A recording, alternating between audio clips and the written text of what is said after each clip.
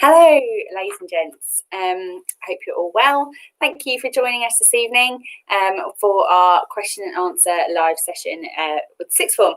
My name is Mrs. Wilcox. I am Head of Sixth Form, and with me tonight I have Mr. Beadle. I was the former Head of Sixth Form, and now I'm the Assistant Teacher at school at Chelmsford Valley High School with responsibility for Key Stage 5. So tonight we're going to answer some of the questions that we've already had sent in, but in the meantime, if you do have any questions, if you would like to write in the comment box, you're more than welcome to, or if you have any questions that you'd like us to answer after this evening, then please feel free to send them in to us via my email address, and I'll tell you my email address at the end. So one of the first questions that we've had is when will a decision on applications be made? With regards to applications for our Sixth Form, we would ask for the application forms to be in by December the 18th. So what that means is if you can enter the online application form and submit it by December the 18th, that would be absolutely fantastic. If you need a print-based application form, then please contact the Sixth Form office. We will print one off for you and hand it out or send it out to you if you so need it. We will acknowledge that you have submitted that application form when it's entered online, and then in January 2021 we will send a provisional offer letter out that is based on grades, so any final decisions will then happen on results day in August. In March at the moment we are planning to do a taster day of subjects, so that what that would mean is each student would choose 5 subjects that they potentially would like to do, even though they might have only opted for 3 A-levels or 4 A-levels. But with that, it allows them to choose 1 extra or 2 extra A-levels to try to see if they prefer to do a different subject than what they currently kind of opted for. So that's kind of how the application process will work. Okay, I was going to talk just briefly about competitive courses, but we've had a question come in regarding first choice universities. Now, the last couple of years, it's actually, I think it's virtually been 100%. What that means is it's not necessarily that all students have got every single grade required for those courses, but some of the universities have been a little bit more malleable and flexible with the grade requirements. So essentially, I would say we're looking at high 90s to 100% essentially, partly because of the good results we've had at school, some excellent results in the past few years, but also in addition to that, the fact that universities have been a bit more flexible in terms of increasing their numbers. The question I was going to look at secondly for this was going to be looking at competitive courses, so quite relevant for university and relating to what we just discussed about. We run an Aspire group. Now, an Aspire group is for our students who are looking for Russell Group courses and other Oxbridge type qualifications and kind of university courses they're looking for. We offer this regularly. We pick up students at the beginning of year 12 and we find out what they're looking at. We would normally be speaking to all of our Sixth Form students and find out what their aspirations are and trying to get that early year 12 intervention to ensure they're ready for those courses when they come to apply at the start of year 13 and generally for these courses at the end of year 12. There's really regular communication and different events that we put up in terms of getting them ready for the extracurricular and supercurricular elements of their applications that are required. We've had links with other local schools to kind of double up in terms of support for things like the STEP exam. Lots of links for external providers and other organisations like Medic Mentor for our medics, and a whole variety of other support to ensure that getting towards the end of year 12, these aspirational students who want to apply for those best universities are fully prepared for that. Another question that we've had in is what are the requirements for each course? We have an entry requirement to get into the Sixth Form. The general entry requirement is 38 points. Now that is 38 points from the best 8 GCSEs, with each GCSE grade being the equivalent of points. So if you got 4, it would be 4 points. So we ask for 38 points for the best 8 GCSEs for option 2. Option 1 would be 56 points from your best 8 GCSEs. Option 1 would offer the possibility of doing potentially 4 A-levels or 3 A-levels in the BTEC course, as well as finance and EPQ. Option 2 would be offering 3 A-levels or 2 A-levels in the BTEC course with finance and EPQ there as well. One thing I would say is every single course have their own entry requirements. In the prospectus, we have an entry criteria page for every single subject. So it's definitely worth having a look in the prospectus to look at what every single subject asks for. The reason why each subject has an entry requirement is to make sure that the students are on the right courses, and that with the linear A-levels, that they're not essentially going to lose a year by not doing particularly well on that course. So we have to make sure that the right students are on the right course, which is why there's entry requirements for each subject. Okay, we've had another question actually over the last few days when we were preparing for this evening, which we're talking to predictions prior to any application. Now, historically, students would apply with their predicted grades. They would have been looking at mocks at the end of year 10.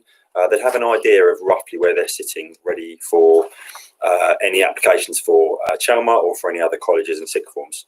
Now, there is no need internally to provide any predictions, and this has been changed, Mrs. Wilcox, on the form the last few days actually, to ensure, because it was a I suppose that the fact, due to COVID and due to the fact that we've had very little opportunity to examine as students over the last few months, and specifically at school now, we've decided as a school for the students' welfare to not really be assessing them over this first half term. That with the year 11 mocks coming up shortly, it'd be unfair to really add in historic data from year 10. So there is no need to include any predicted grades in any applications unless you're an external candidate, and then at some point during that application we would need a guideline to see whether or not it would be a provisional offer could be made. So internally, no requirement at all to give any grades. We will be obviously running mocks in school over this half term, and we will get those grades internally and be speaking to students about those subsequently after their applications have been handed in. With regards to another question that we've had over the past couple of days was what's the contact time with staff like? Well, every single student will get a set number of subjects per week, where they will obviously have contact with staff and with regards to their A-level subjects. They also are given some study periods, so to allow them to study for those A-levels or BTEC courses. Our staff here are really, really supportive. In fact, we were just talking earlier about the fact that a lot of staff stay at Chelmer for quite a while because we are a really supportive team, not only to each other but also to the students. So with that, our staff at A-level are very, very supportive. Often staff will offer one-to-one time with students. Obviously at the moment it's quite difficult with regards to doing that, but we have got screens that we are using if students need one-to-one time. And our staff in sixth form will often have regular email contact with all the students. So for example, if a student's struggling with something, they are encouraged to contact the member of staff that teach them to say, I'm struggling with this, can you help me? Or can you have a little look at this? Can I email you some work? And generally the communication between staff and students is absolutely fantastic here. So contact time with staff is very much within lessons, but also outside of lessons as well, whenever the students might well need it. Okay, there's a couple of questions that have appeared here in terms of requirements changing due to COVID-19. Obviously, throughout the year, we month by month at the moment, we don't know exactly what's going to be happening with future lockdowns or if vaccines will be available. Obviously, if things settle down very quickly into January, February, and we have a good run at the rest of the year, requirements probably won't change. And we'd probably try to be as strict on those as we would normally be for the benefit of students, to ensure they're on the right courses. Obviously, if there's major issues with the delivery of the curriculum between now and the summer, there will be some flexibility, and we'll definitely be in touch with any applicants and anybody to kind of inform you how that's going to work. And that's exactly what we did last year with regards to the year 11 that came up into year 12. It was a kind of a case-by-case basis, wasn't it, in how we kind of looked at their applications. In terms of the astronomy GCSE contributing to the total points required for entry, the total points normally is an average of the best 8. So in terms of total points, astronomy would count as long as it was better than the it was counted in the top the best 8 of the, normally speaking, between 8 and 11 GCSE, depending on if you do triple science or other subjects. Hopefully that answers your question. In terms of another thing we've obviously been asked about over the last few weeks on the run up to tonight was recent results. So last year's results across every school were wildly different and unique in comparison. The fact that there was some initial grades issued which were much lower, and as a result of the problems with the government's algorithm, a lot of those were moved back up again. So I would say our results last year were historically absolutely fantastic. It was actually, I think it was 70% last year, A star to B, but every school would probably find that the results last year were wildly kind of not quite similar to a normal year. The year before this, and over the last 2 or 3 years, if you look at an average, our results have been fantastic. In 2019, we were in the top 25% for progress in the country overall for our results, and we had half the subjects were in the top 25 or top 10% in terms of the individual subjects nationally. So in terms of progressing from a start point at Chelmer, fantastic results, and this has improved year on year for several years now. Another question we've had is, how does the application process work for internal and external students? So it's very similar for internal and external students. The first thing we would suggest to do is to have a little look at the subjects. We are aware there's a lot of videos online on our platform for people to have a little look at, and it might well take some time to go through those videos. But in terms of that, it's worthwhile considering the subjects that you might like to do, watching those videos, thinking about what is on offer to you. You also might want to consider your career choices. So if you have a particular career in mind, what you might need to do is work backwards. So have a little look at what universities maybe are requiring of you, and then see if they're asking for specific subjects at A-level. And with that, then make decisions about which A-levels or BTECs you would like to do. Complete the application form. You can put it online, like I said, or in a hard copy. And if you need a hard copy, please do contact the Sixth Form office. Submit the form, hand the form in, and obviously, like I said, we will then go through the process of sending provisional offer letters out based on grades. So it's very, very similar for internal candidates and external candidates. The only thing we would ask for external candidates is that they put down any predicted grades that they might well have at the moment. Another question was what facilities are available. We have a fantastic purpose-built sixth form block. It has quite a large common room and a fantastic study room that have a huge computer suite in it. So students have access to computers at all times. It also has a number of prospectuses in there for universities and any detailed information about post-18 options. We also have purpose-built classrooms. However, unfortunately, at the moment, we can't use them because of the bubbles within the school, but we are making do with what we have been provided. So in terms of some of the specific subject-based lessons are being held in alternative classrooms at the moment, but we are still using equipment. So, for example, some science lessons are being held in science labs. There are, some business lessons being held in business rooms, but some of the subjects are still using the equipment that they've got to essentially still deliver those lessons. So we're still delivering high quality lessons to our students at the moment, but in a normal circumstance, students would have access to a number of other classrooms as well. In terms of what extracurricular opportunities do you offer? We offer for Year 12, they have a Wednesday afternoon of enrichment. So what that is period 5 on a Wednesday is what is known as a drop-down time, where students will choose what they want to do for enrichment. So we've had first aid courses, we've had parkour groups come in, teach our students yoga, we've had line dancing going on, a bit of salsa, We've also had university virtual fairs being held at that time. We've had people coming in doing careers talks. There has been so many opportunities that we've offered our students to make sure that they have the opportunity to write down their personal statements or on their CVs, alternative things that they've done other than just study. And that was the whole aim of enrichment. Students really enjoy it, to the point where, in fact, today we had some Year 13s join in with Year 12 doing some activities outside. There's a few sporting activities that we offer, but they've also been offered photography, like I said, parkour, and other creative elements as well as lessons about kind of when you leave home, how to do a wash or how to make kind of spaghetti bolognese and elements like that. So real life skills, as well as the opportunity to have a little bit of fun as well. Another question was, is there any opportunities for leadership with regards to the students, and what's on offer for students and leadership?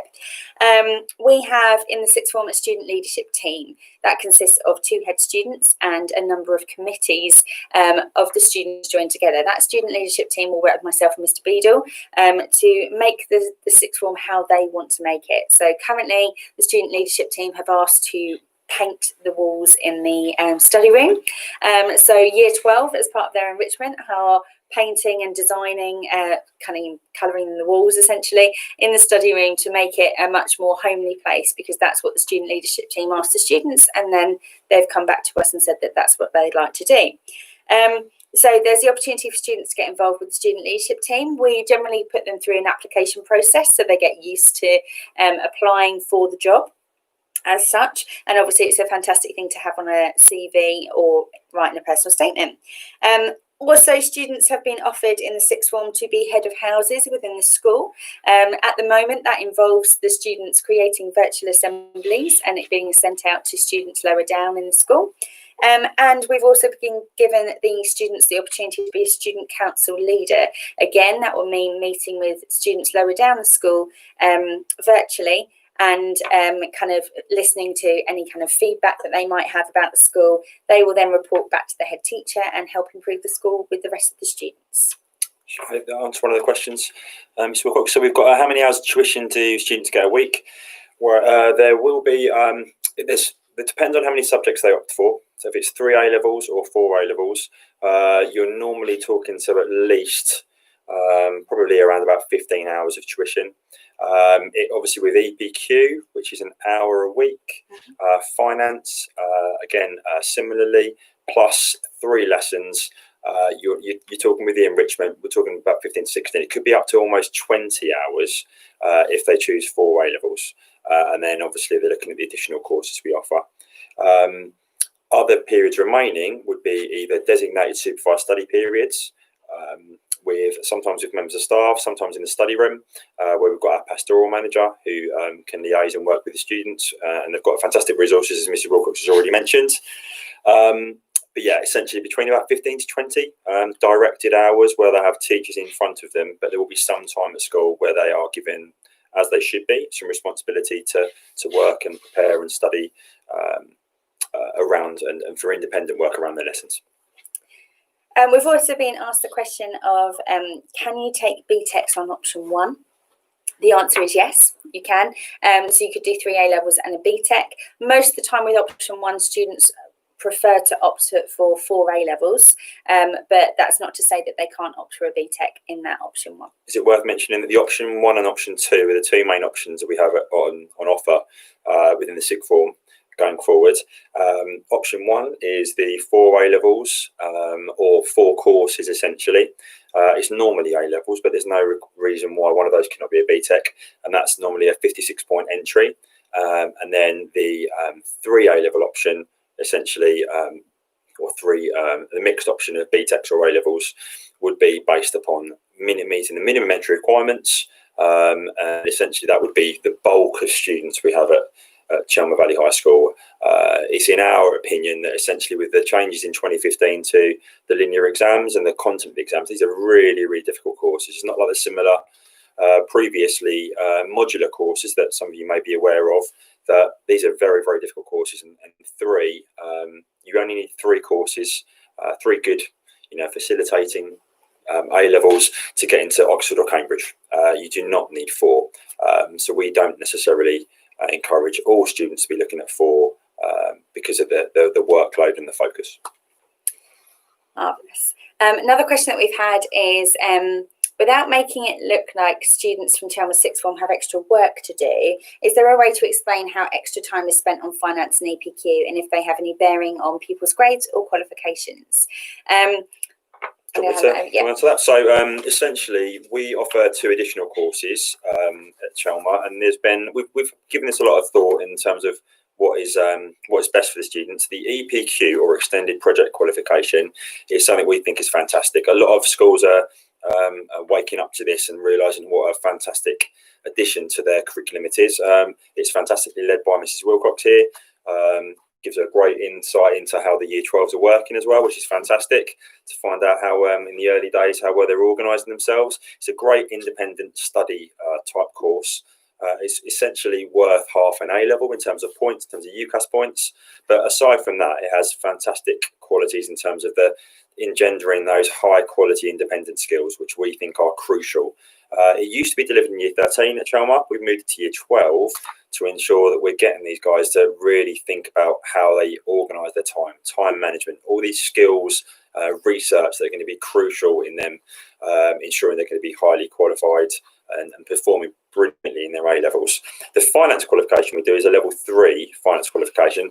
We have in the last couple of years looked at, if people are on that option 1, if they're looking at 4 A-levels, there is the option that they can take the finance qualification, or they can choose not to, and we'll give them we'll have a discussion with them at the start of the year about that. The finance course is fantastic in terms of what it delivers. As parents and the students, some of you guys may not be aware, but there's lots of financial information. There's a dearth of it really that people need to be aware of, just generally to be successful citizens going forward.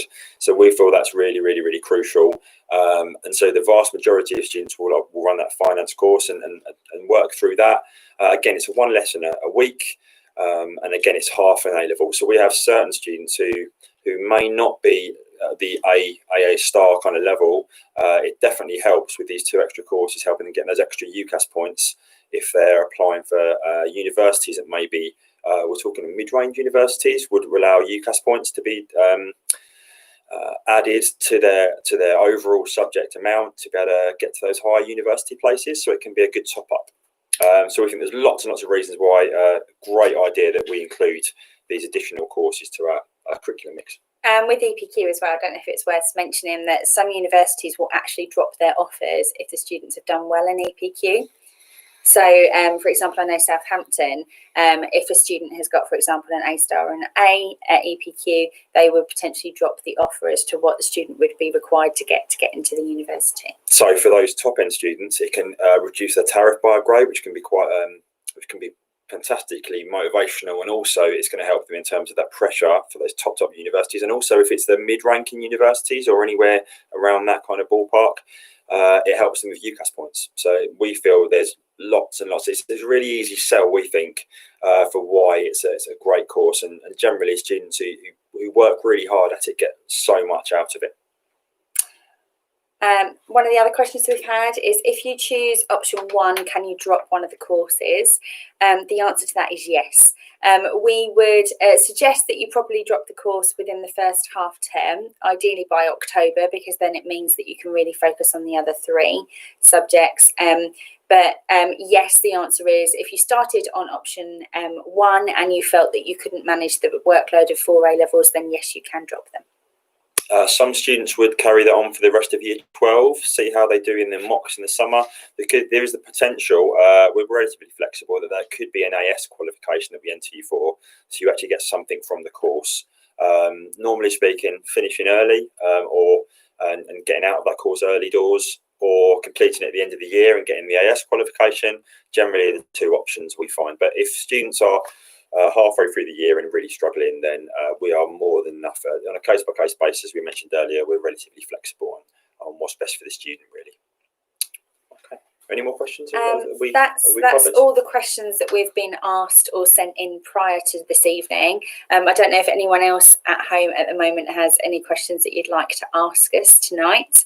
I feel like we've covered the questions up on the screen already. If we've not covered those exactly, then if you'd like to offer any additional, then obviously please let us know, and we'll wait here shortly and with bated breath to answer any of these questions. In the meantime, if anyone does have any questions, feel free to type it in. But if you want to ask any questions after this evening, or there's anything that you kind of just want to pick our brains over, then feel free to email. If you email to my email address, then myself or Mr. Beadle will definitely respond. So that's gwilcox, WILLCOX @chelmer.essex.sch.uk. I'll say one final thing that's just occurred to me, really, that once we get these applications in January, we will actually both of us will meet with every single applicant internally, most simply, but externally, probably maybe by Zoom or some kind of online virtual platform at the moment. And we'd be finding out what they're looking at. We'll look at their mock grades. We'll have a real detailed investigation to these guys about what they're opting for, why they're opting for it, and to really hopefully give them our experience on what their options are, what they're looking at university-wise, because there are certain courses, I'll just throw you an example of medicine, where you must study certain A-levels in order to get onto those courses. So that's where we can hopefully impart some wisdom and some experience to kind of guide and to ensure that there are no not mistakes that are happening at all, but miss kind of choices that are going to affect people's life chances and future degree options. No further questions appear to be being added. We'll give it a second. Yeah.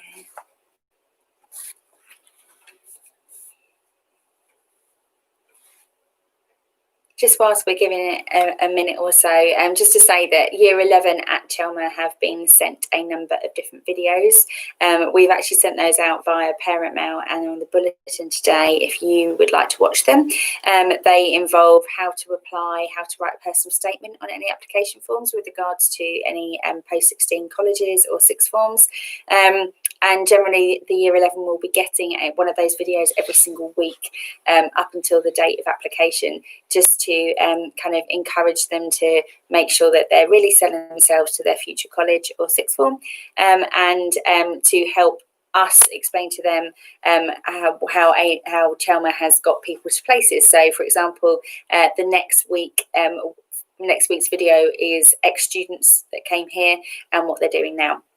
So it allows our students to see what Chelmer Sixth Form has done for other people. So I think with that, there's probably no more questions, seeing as we've both been chatting for a bit and we haven't had any more questions. I hope that you feel like we've answered everyone's question. We've had quite a few questions come in, and hopefully that's kind of informed everyone a little bit further as to any questions that you might have liked answered. Like I said, in the meantime, if you do have any further questions, then please feel free to email. But thank you very much for your time this evening. Thank you very much. And we hope you found it informative.